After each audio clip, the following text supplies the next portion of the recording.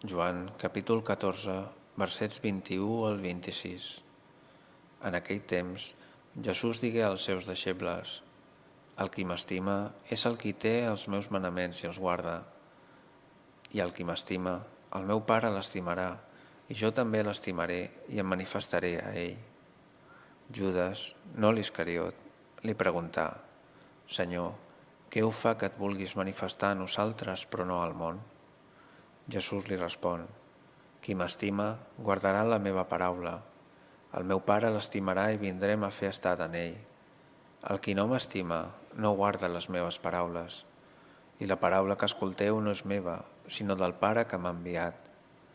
Us he dit tot això mentre he estat amb vosaltres, però el Defensor, l'Esperit Sant, que el Pare enviarà en nom meu, us farà recordar tot el que jo us he dit i us ho farà entendre.